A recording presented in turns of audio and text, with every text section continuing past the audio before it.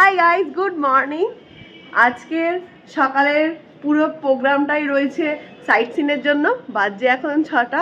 আমি, মা, বাবা সবাই রেডি হয়ে নিয়েছি, এবার বেরিয়ে যাব।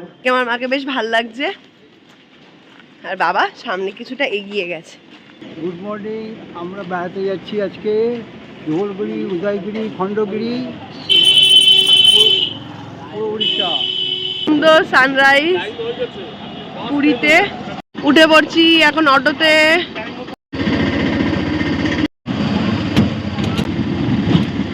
আমাদের বাস দাঁড়িয়ে রয়েছে, এখন এর মধ্যে আমরা উঠে পড়বো। এই যে পরপর দুটো বাস, পেছনে একটা ওই ছোট হাতি মতো যাচ্ছে। অনেক স্টাফ রয়েছে যারা একদম ঠিকঠাকভাবে গাইড করে দেবে। আমাদের মিডিলে সিট পড়েছে। উড়িষ্যা ট্রাভেলের এই বাসটা ছাড়ে পান্থনিবাসের সামনে থেকে। আমাদের ট্যাক্সি বাড়ির থেকে এটা প্রায় 2.5 কিলোমিটারের রাস্তা। খুবই ভালোভাবে অটো কাকুটা পৌঁছে দিল, আর এখান থেকে জানালো যে পুরো 6:30 মানে ডট 6:30তেই ছাড়ে। এখন বাজছে 6:25। আমরা একদম ঠিকঠাক টাইমে চলে এসেছি। পান্থনিবাস পুরী আমাদের বাস ছেড়ে দিয়েছে, আর আমরা সবাই মিলে এখন রওনা হচ্ছি আমাদের ডেস্টিনেশন ফার্স্ট এর জন্য।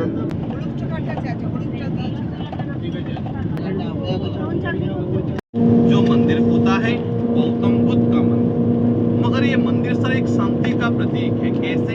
क्योंकि धवलगिरी पहाड़ के नीचे लगभग 2nd सेंचुरी में एक महासंग्राम हुआ था जिसका नाम कलिंग महासंग्राम।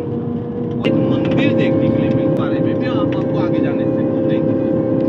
और एक इस टूर के दौरान जैसे सर उस स्पॉट আমাদের ফার্স্ট ডেস্টিনেশন হলো ধলিগিরি, যেটা ভুবনেশ্বর থেকে 8 কিলোমিটার দূরে রয়েছে। আমরা এখন ভুবনেশ্বরের পথে রওনা হয়েছি, যেহেতু যেতে যেতে অনেকটাই টাইম লেগে যাবে, তাই এইখানে দোকানে দাঁড়িয়েছি ব্রেকফাস্ট করব বলে। বিশ্বাস যেটা সব থেকে ভালো লাগলো, রাস্তাঘাটটা খুব পরিষ্কার আর খুব ভালো। ব্রেকফাস্টে রয়েছে হলো নানপুরি, আর এইখানটায় হলো ঘুগনি মতো। এটা নিল 7 টাকা করে প্লেট। আমাদের এখানে টাইম দিয়েছিল 15 মিনিটের জন্য। খাওয়া দাওয়া হয়ে গেছে, এখন আমরা আবার উঠে যাচ্ছি ট্রাভেলার বাসে। আমরা ভুবনেশ্বরের দিকে ঢুকে গেলাম। হ্যাঁ, आपको कोटक का मूर्ति देखने के लिए ঢুকে গেছি ধবলগিরির রাস্তায়। এবার এইখান দিয়ে সোজা চলে যাব পাহাড়ের চূড়াতে।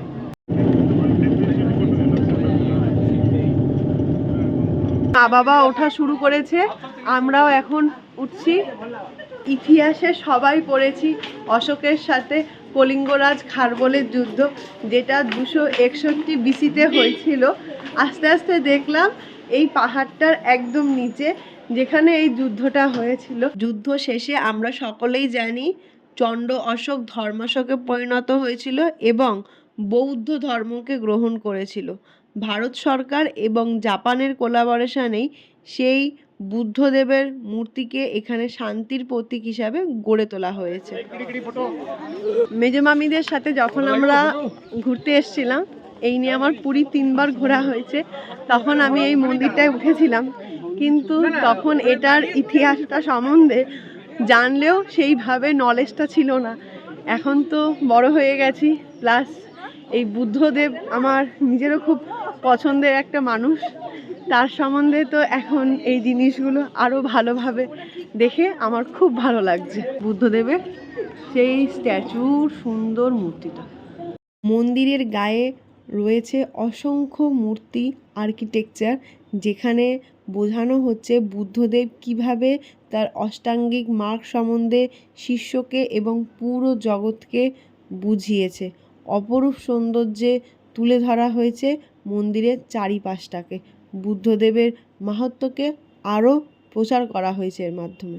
এইখানে রয়েছে দয়া নদী, যেটা বললো ওপর থেকে দেখা যাবে। যখন আর কি যুদ্ধ হয়েছিল, সেই নদীর রংটা হয়ে গেছিলো পুরোটাই রক্তে রক্ত, আর সেটা দেখে আমাদের অশোক হয়ে গেছিল ধর্মাশোক, আর তিনি বুদ্ধদেবকে গ্রহণ করেছিলেন তার পথদর্শক হিসাবে। বুদ্ধদেবের আরেকটা মূর্তির এখানে স্থাপনা করা হয়েছে। আর তোমরা দেখতেই পারবে এই যে সেই দয়া নদী, যার কথা আমরা ইতিহাসে এত পড়েছি। বুদ্ধদেব যখন প্রাণ ত্যাগ করছিলেন একটা বটবৃক্ষের কাছে শুয়ে শুয়ে সমস্ত শিষ্যদেরকে জ্ঞানের প্রচার করছিলেন, তারও মূর্তি এখানে তুলে ধরা হয়েছে। ট্যুরিস্টের সাথে আসলে যেটা একটা অসুবিধা হয়, যেহেতু টাইম দেওয়া থাকে, খুব তাড়াতাড়ি সেই জিনিসগুলোকে কমপ্লিট করে নিতে হয়। 15 মিনিট টাইম, আর সেটা আমাদের কভার হয়ে গেছে।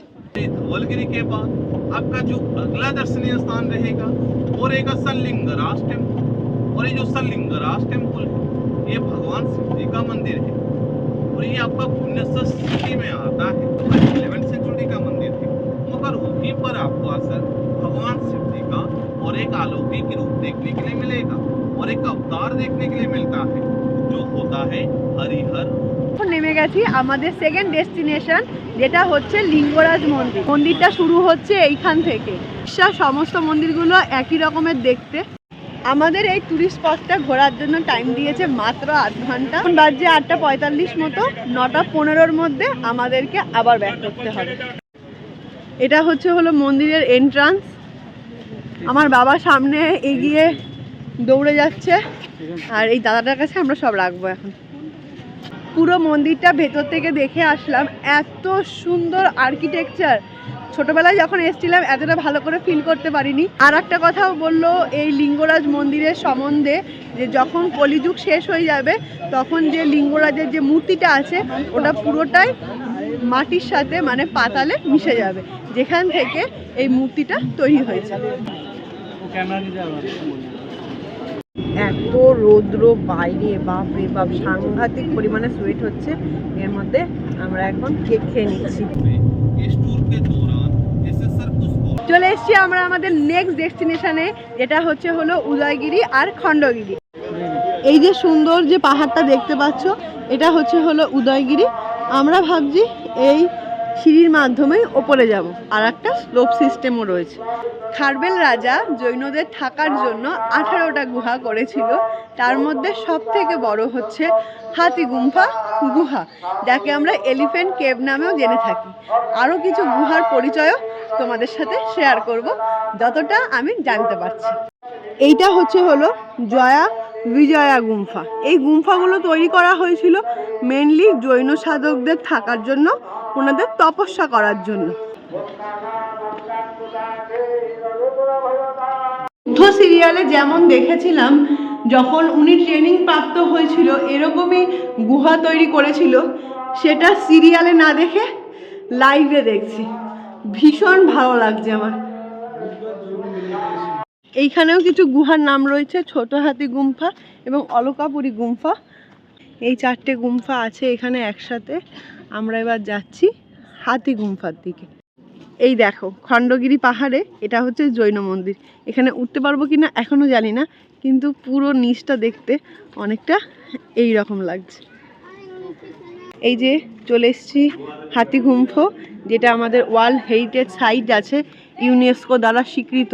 তখনকার দিনে যেহেতু পালি ভাষা প্রচলিত ছিল, এখানে পালি ভাষাতেই তাদের জীবন কাহিনী বা অনেক কথোপকথন লেখা রয়েছে। আর এটাই হচ্ছে সেই ওয়ার্ল্ড হেরিটেজ সাইট হাতিগুম্ফ। এই হাতিগুম্ফ থেকে পুরো ওপরটার ভিউ কিছুটা এইরকম লাগছে, সাথে আমাদের দেশের ফ্ল্যাগ।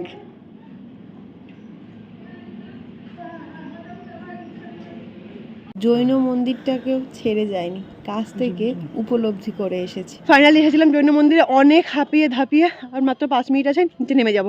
জাস্ট এইখান থেকে পুরো জায়গাটার ভিউটা দেখো, অসাধারণ।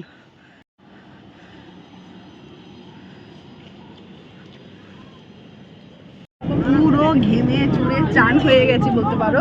আর এখন আমরা বেরাচ্ছি আমাদের নেক্সট ডেস্টিনেশনের জন্য, এটা মনে হয় নন্দনকানন।